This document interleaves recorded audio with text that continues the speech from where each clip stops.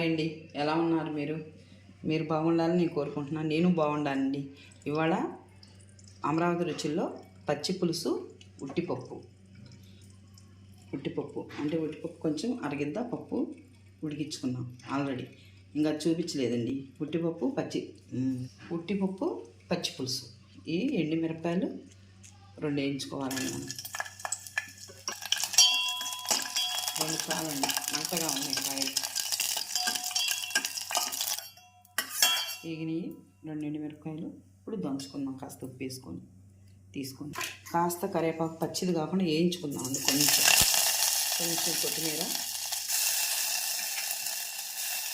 పచ్చిగా ఉంటే కొంతమందికి ఇష్టంగా ఉండదు కదండి, అందుకని కొంచెం పసుపు,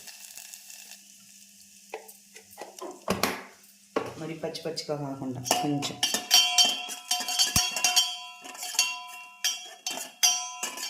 ఇప్పుడే ఇది దంచుకుందామండి. ఈ కింద స్పూన్ సరిపోయినంత 1 స్పూన్ వేసుకుందామండి. 1 స్పూన్ వేసుకొని ఈ ఎండుమిరపకాయని దంచుకుందాం.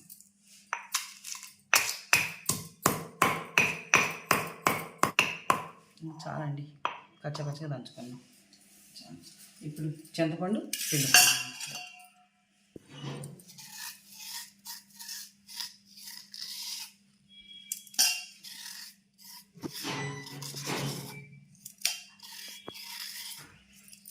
చింతపండు తీసు చిన్న నిమ్మకాయ అంత సైజు నానబెట్టుకోవాలండి చింతపండు. కొంతమందికి ఈ పచ్చిపులుసు అనేది కొంచెం లైట్గా పులుపు ఉంటేనే బాగుంటుంది, మరీ పుల్లగా ఉంటే బాగుండదండి.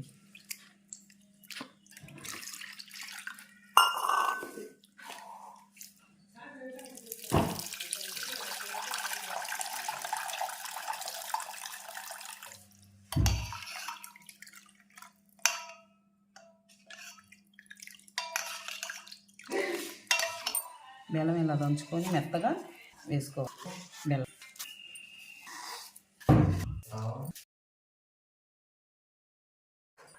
పెద్దలపైన ఇలా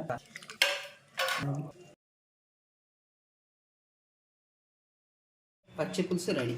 చూసారా, అలా చేసుకోండి. చాలా అంటే చాలా బాగుంటుంది టేస్ట్. కరివేపాకు కొంచెం లైట్గా వేయించాను, కొత్తిమీర వేయించాను, కొంచెం గోరెచ్చలు చేసి అంతే. మీరు కూడా ఇలా చేసుకోండి, చాలా అంటే చాలా బాగుండిద్ది. మూడు తీసుకొచ్చి సరిపడి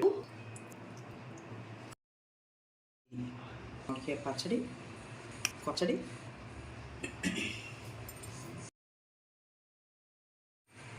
కూరవేపుడు,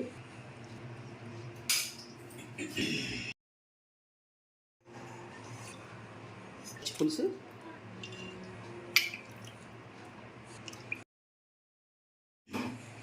సప్పిడిపప్పు, నెయ్యి, కొత్త ఆవకాయ పచ్చడి, తోటకూర వేపుడు, పచ్చి పులుసు.